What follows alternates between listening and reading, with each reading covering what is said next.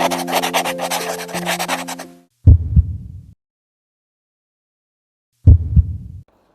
day, viewers, and welcome to V Concept College English. My name is Ernest. Today, I want to specially welcome you to part 2 of our Lexis Structure series. And in our part 2 today, we shall be looking at words number 11 to number 20.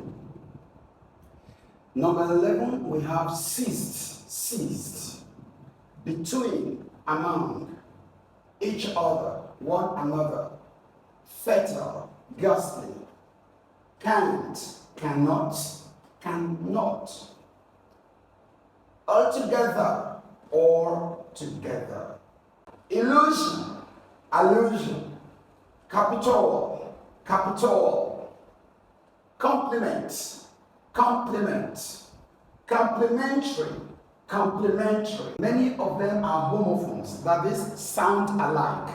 If you look at ceased, except in the context, no one would understand the one that you are referring to. That is when you use it in your expression. And that is why you have to pay attention to what we shall be discussing here today. Another word like that is altogether and altogether. This way you say altogether or altogether. Except in the context, no one would understand what or which of the two words you are trying to talk about. And the remaining 3 words, 18 to 20, are like that as well. Capital, complement, complementary. They are perfect homophones. Okay? So we have to be very careful with the way we use these words, and we have to understand the conflicts that normally arises from the use of any of these pairs. So to begin with, we want to take on the first one, which is ceased. These 2 words, they are verbs, and they are coming from their base words, cease and cease. Like we just said, they are verbs. Now, cease means to stop something. That is for something to stop operation. Cease means to stop operation. While ceased is the past tense. Then seize means to confiscate. That is to take something from someone aggressively. Seize, to take something from someone aggressively. Now, let's look at their usage. How do we use these words? The new student ceased to come to school because the principal seized his uniform.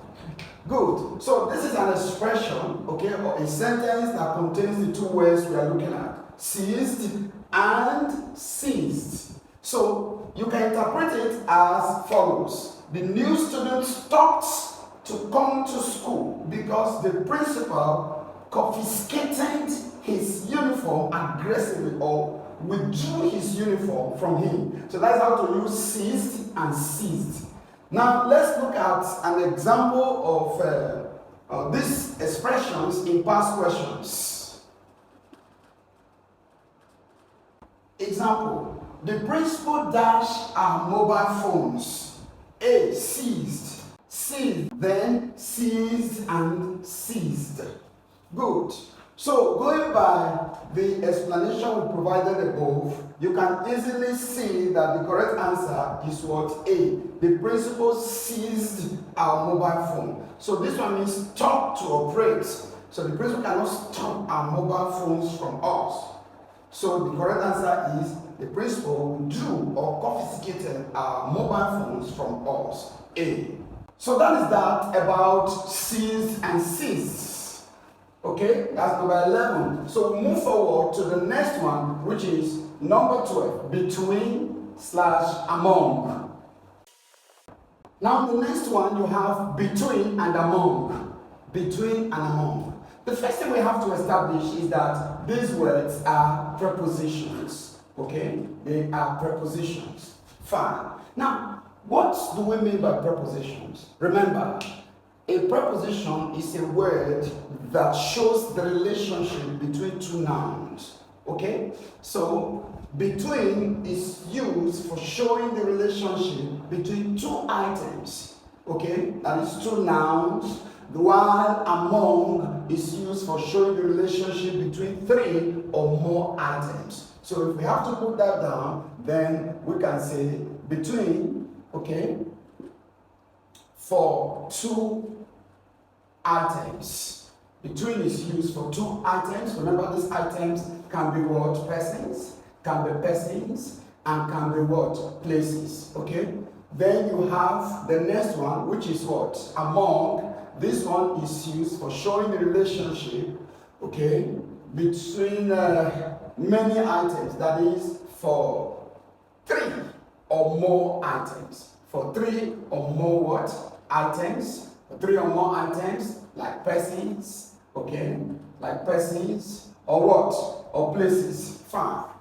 So that is what happens. We use between two items and use among for three or more items. Now let's look at their usage.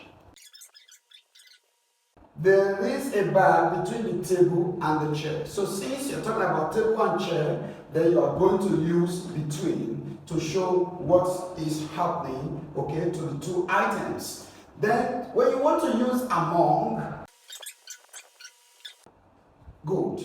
So what we say, we found a bag among the chairs, tables, and bookshelves in the room. Okay, so this is the use of among to show the relationship between three or more items. If you want to convert this type of sentence to type 1, then you can say, you are going to pick only two items from here. You can now say, we found a bag between the tables and the chairs. Or we found a bag between the tables and the bookshelf. Picking only two items here, among will change to between. So this is how to use between and among. John 1978. Remember, this matter is strictly dash. A, between you and I. B, among you and me. C, between you and me. D, between you and myself. It's only two persons or two nouns that are what captured in this question. I would say between is used to refer toward two items. Therefore, anyone that has one or two items will go. Okay, no one has one or two items. Then we also agree that among can only be used for what? Three or more items. So since it's only two items that we have in this question, any option that has among has to go. So among you and me cannot work, because you and me, only two items cannot go with among. But this one has between, and between. Fine. So you can leave these ones, these three. Now, what we are going to work on now, because this question is testing students beyond the prepositions. It's also adding elements like what? Cases. That is the use of personal pronouns. So, when you have personal pronouns, how are you going to arrange them? If they appear as subject and if they appear as what? Object. In the rules of cases, it is objects, personal pronoun that we use afterwards a verb, and we use subject before a verb. So, since this is after the verb here, we are going to use object, personal pronoun, and not subject.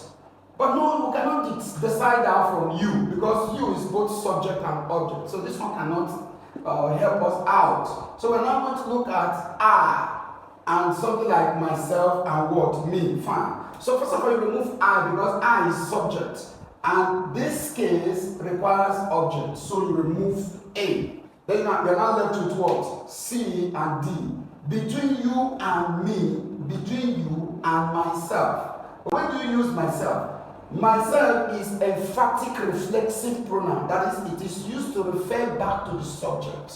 If the subject of a sentence has already started with a pronoun, so you can use another pronoun that has self, like myself, herself, himself, in that expression. But if there is no initial reference to a pronoun, then you don't need emphatic pronoun. So myself cannot be used in this expression because nothing referring to me or I has already appeared in the sentence, so we don't need myself. You are going to cross what D. At the end of the day, you have C as the correct answer. So between you and me. Between you and me. So that is that on how to use between/among. We now move forward to how to use each other and one another. Each other and one another. These words are pronouns, and emphatically we call them reciprocal pronouns.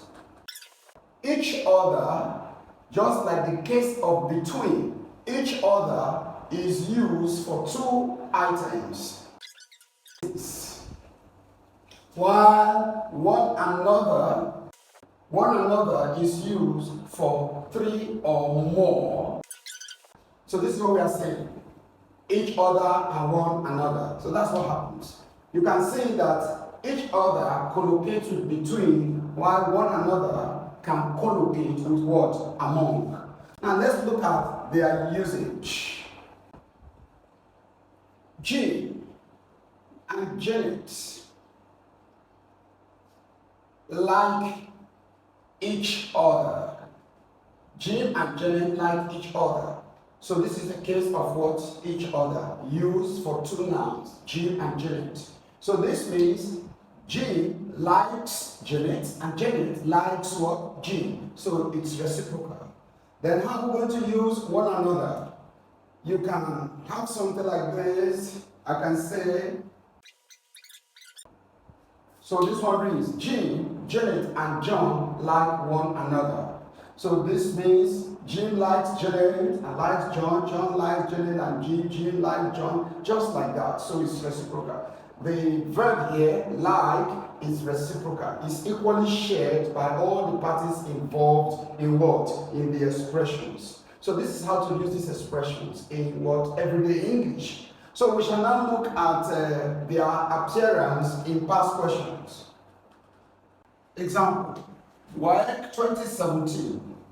Two boys in the art class were doing self-portraits by looking at themselves in the mirror. A, oneself. B, each other. C, okay, this is C. C, one another. D, themselves. Good. Now, don't forget our explanation of each other and what? One another. Now, what is the subject of this expression? Two boys. Okay? So, what is it that's going to collocate with two boys here?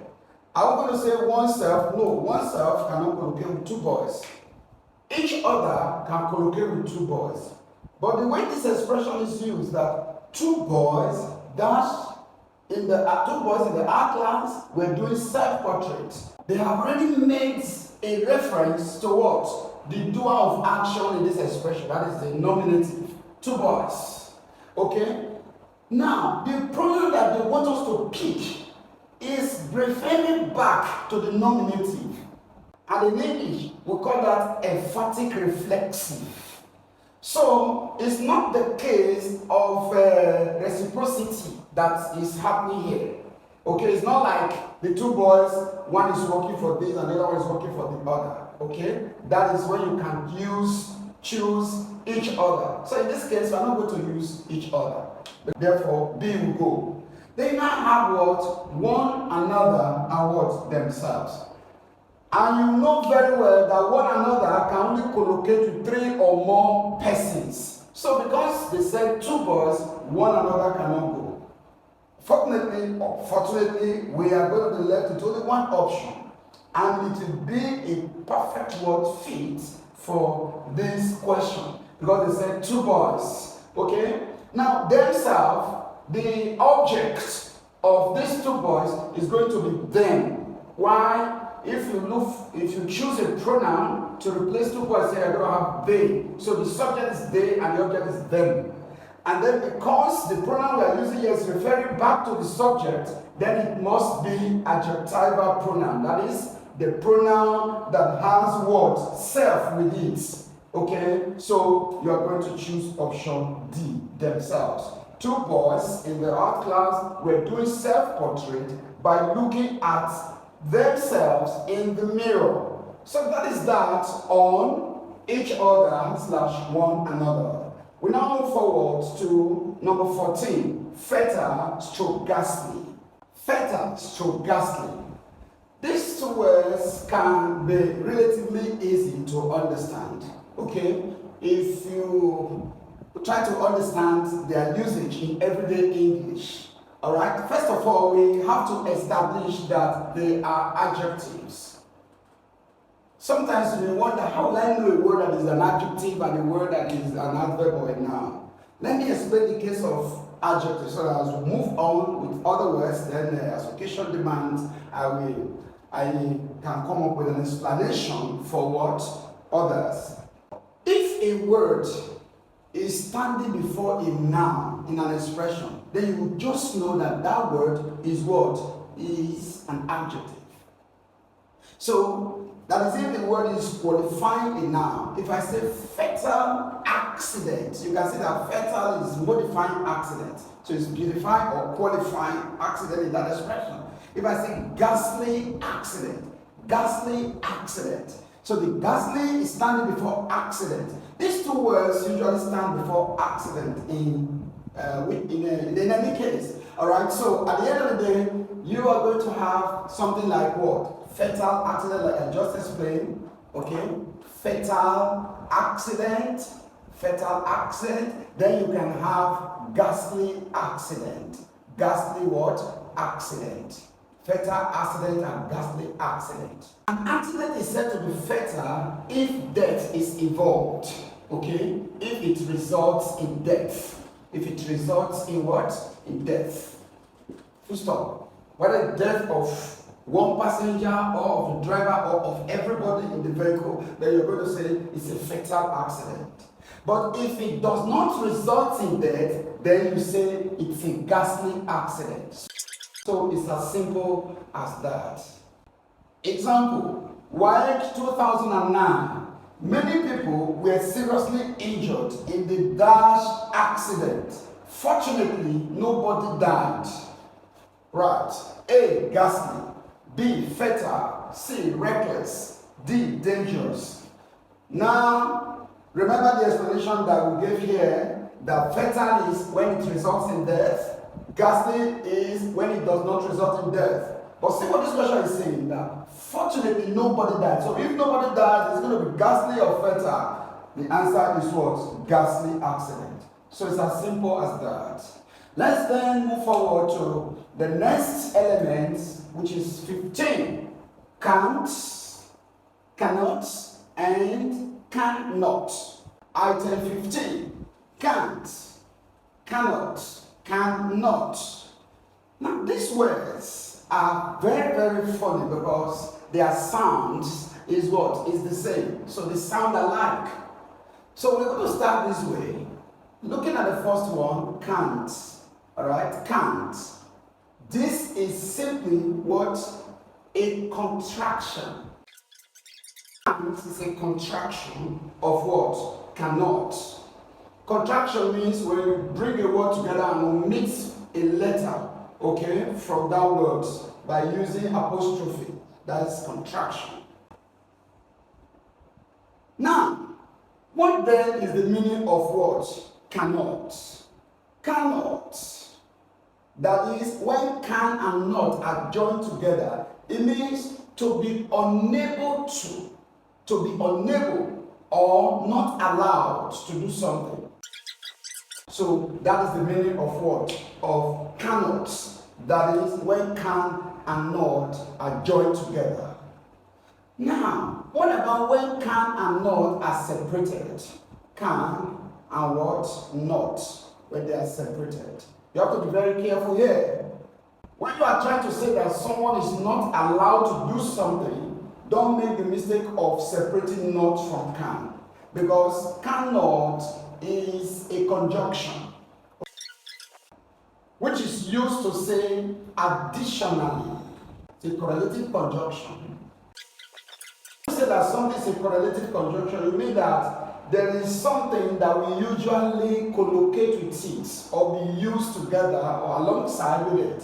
So you can have something like cannot separated, then you have correlative but also. Now let's look at their usage. Okay? If someone says, I cannot dance, I cannot dance, then go back to our explanation of can't and cannot, which means unable, to be unable. This one means what? Unable. Unable. So this fellow is saying that he or she is unable to what? Dance. Then the can and not must be joined together. And then you can use the contraction as well as say, I can't dance. So this is allowed. I can't dance. And it means the same thing as this. But the only difference is that this is what? Informal. To say I can't dance, that is to use the contraction. Because we don't allow contraction in formal writing. While this is what? Formal. Why this is formal. But if you want to use this, can and not separated, okay, why don't you just add to this, if you have something like, I cannot, you see, I cannot dance. This is wrong. Because you separate the can from not. If you must use the separated form, then you are going to use it in the form of a conjunction by attaching its correlator to it, which is but also. So in this case, you will say, so this is how to use it. I cannot only dance, but also sing. I cannot only dance, but also sing. So, looking at this example from past question, we have, I dash arrange the flowers for the bouquet. A, may, B, cannot, C, cannot, D, can't. Good. So from our explanation, you begin to look at, I dash arrange the flowers. The first thing you are going to, when you have a case of cannot and cannot, the first thing you're going to do is ask yourself, is this cannot of a thing used as a conjunction? And does it have a correlator in the expression? There's nothing like but also. I mean, you can still see here cannot but also. There's not like but also. So it's not used as a conjunction. Since it is not used as a conjunction, then you underline the separated form. It means we are going to take cannot and there's can't here. But what about may? If you consider may, I may arrange the flowers for the bouquet. So this is an incomplete expression, okay? The sense here, the message here is not completely passed. You may arrange the flowers for the bouquet for what, how, and why. So the information here, using may, the information will become incomplete. If you choose may, the information in the expression will become incomplete. It do not make complete sense. So you can strike out option A. So you now have C and D. I cannot arrange the flower for the bouquet. I can't arrange the flower for the bouquet. So the correct answer for my explanation is option C. But what about something like can't? Remember, this one does not have the contraction that we talked about. That is the apostrophe. Although this word exists in English and it means something like religious language. You can say religious language. Religious what? Language. Or vulgar words. Religious language or vulgar words. Okay. So our correct option is C. So that is that on can't, cannot, and cannot. We now move forward to item 16. All together and all together. All together and all together. Now, all together is an adverb. That is, when do we say something is an adverb? An adverb is a word that modifies a verb. Alright? Why all together is just a phrase here. Alright? This is just a phraseological expression. That is, it's just a group of words, two words together that are used to say something that we're going to be talking about now. So what does altogether mean in English?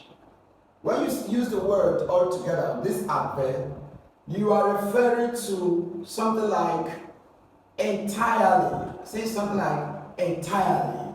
Or you can say something like completely. Completely. Entirely or completely. That is the meaning of altogether. So whenever you hear altogether, it means entirely or completely.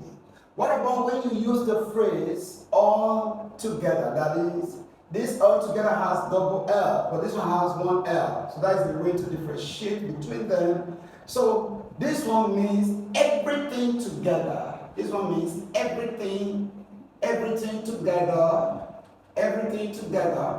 or everybody together, or everybody together, or everybody together. So now, how do we use these words in expression? So go ahead and talk about their usage. That is, your bag is altogether meant for your books. Your bag is altogether meant for your books. That is, if you remove this altogether, you can say, you can put entirely, for example, on top here, and then you're going to have something like, your bag is entirely meant for your book. That is, your bag is completely meant for your book. So this is how to use altogether. That is joined. Now, how do you use altogether, okay, in an expression? Good. So this one reads, put your books all together in one bag. Whereas this one says, your bag is altogether meant for your books. So you can hear the intonation, that is the sound of the two expressions.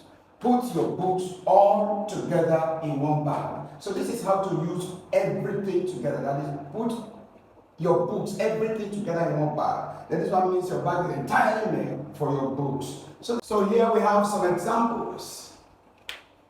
The 6 members of the secret club Dash decided to recruit new members. So look at what he's saying. The 6 members collectively decided to recruit new members. So you can mark option A. What about number 2? 5 o'clock in the morning is Dash too early to leave a warm cozy bed.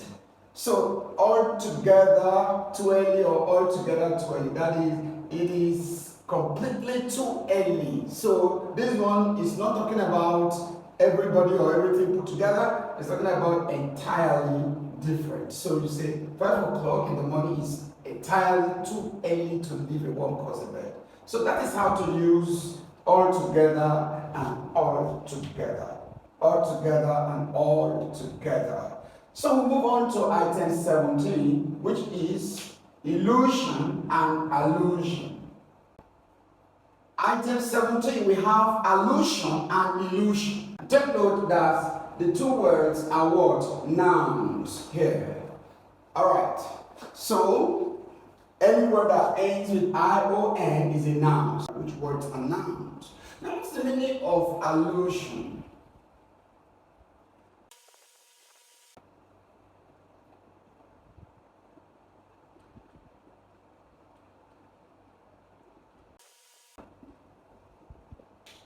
Allusion means an indirect reference to something, while illusion is a false impression, that is a lie, if you put it in simple language. Alright? While this one is referring to something indirectly, especially in literary context, that is literature. So now, how do we use this expression in everyday English usage? You can say something like, I want to construct one sentence that will put the two words together. So this is allusion and illusion. The allusion to the man's wealth, that means an indirect reference to the wealth of the man is falsehood or is a false impression. So the reference to the man's wealth is a false impression. That's the meaning of this expression. Now let's look at how these words occur in past questions. JAMB 1995. She has the dash of being intelligent when in fact she is not. A. Elision. B. Illusion. C. Delusion. D. Allusion. Going by what we have just discussed, allusion is an indirect reference, while illusion is false impression. So this fellow pretends to be what? Intelligent, whereas she's not. So is it going to be, we're not talking about illusion, it's going to be illusion or allusion. It is what?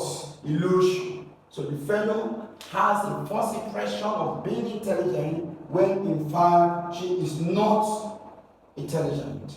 Okay, elision is the word in English that refers to contracting words, that's bringing words together, so it's another context. So, about illusion, so you mark your B.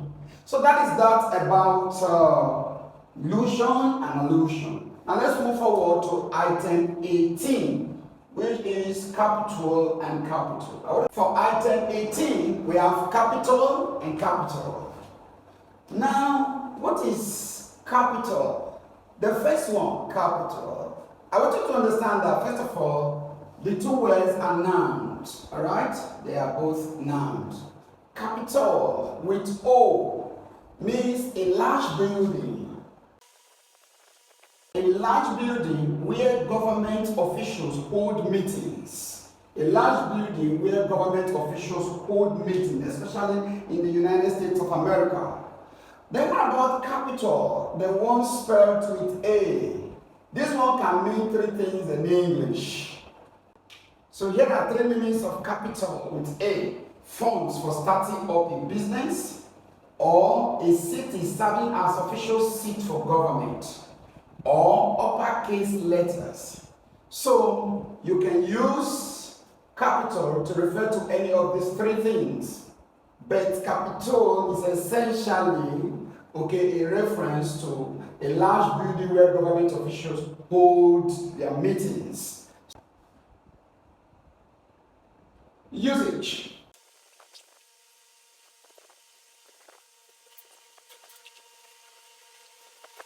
The Capitol is a large building where government officials provide capital for the start-up of small businesses. So take note of the use of capital and capital. So we have tried to put the two words together in a single expression.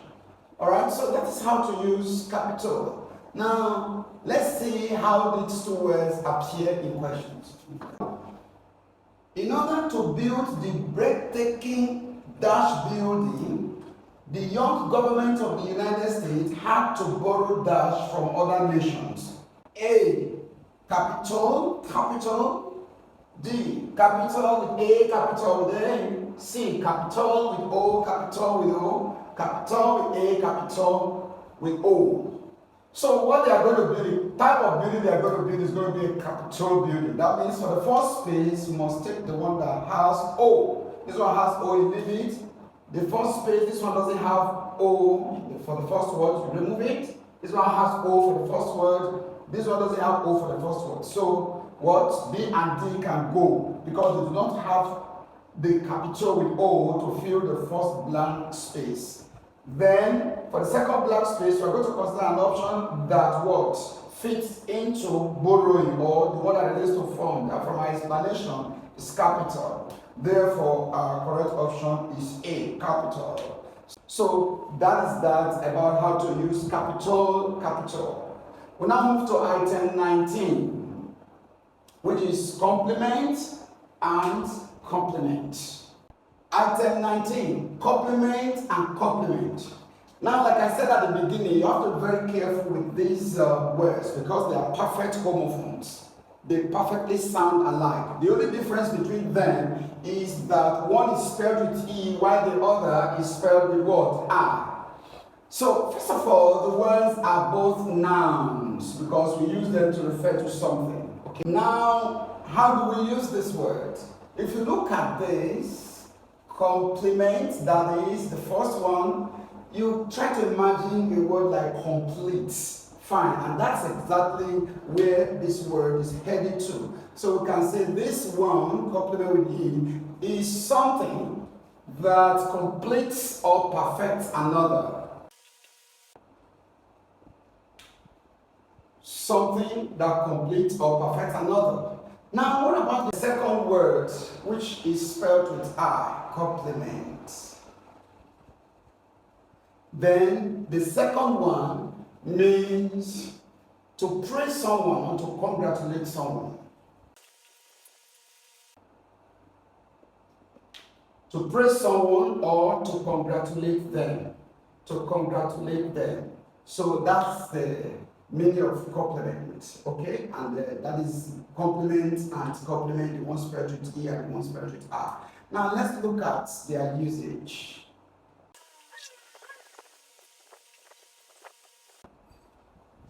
So in everyday English, we can expect to hear something like, her dress perfectly complements, her dress perfectly complements the shade of her eyes. Okay, her dress perfectly complements the shade of her eyes, and that is for the first word. That is, her dress perfectly completes the shade of her eyes. This is a compliment for her. So for the second expression, we say, this is a compliment. That is what you just said about her dressing, okay, is now a what?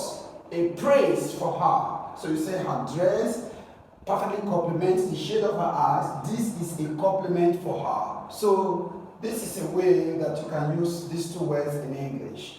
Now, because they are closely related to complementary and complementary, as a matter of fact, while these two are nouns, these two are adjectives, okay? So we are just going to move on straight towards the last element for today, which is item number 20, complementary and complementary.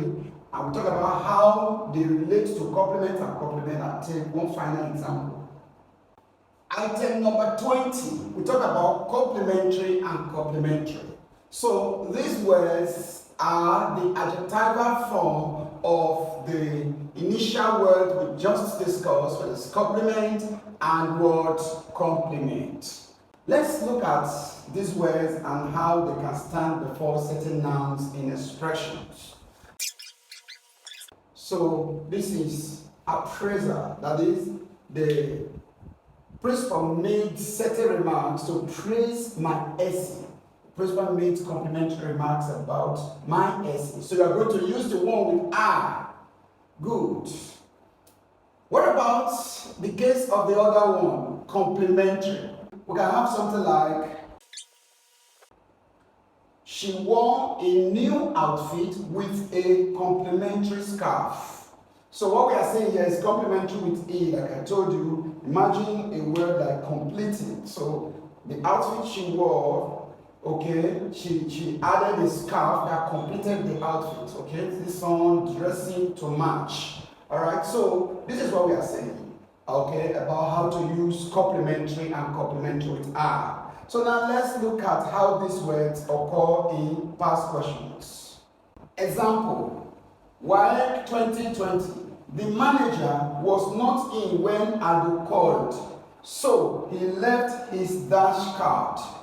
Supplementary, complementary, complementary identification. Good.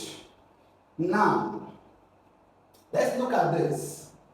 This is a situation where the manager was not in the office and someone called and then decided to leave a particular type of card.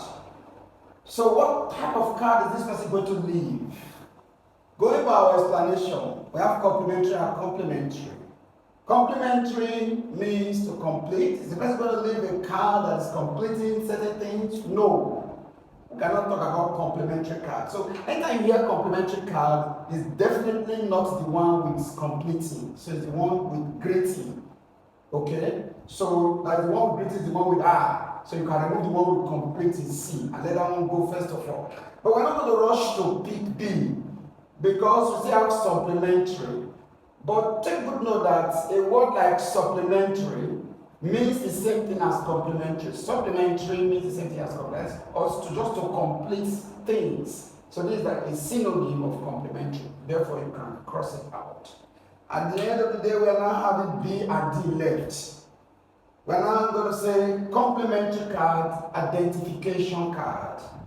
But we don't normally hear things like identification card. But if it's an identity card now, then we can begin to wonder or doubt between the two. Since it's not identity card, just cross it out and you have complementary card.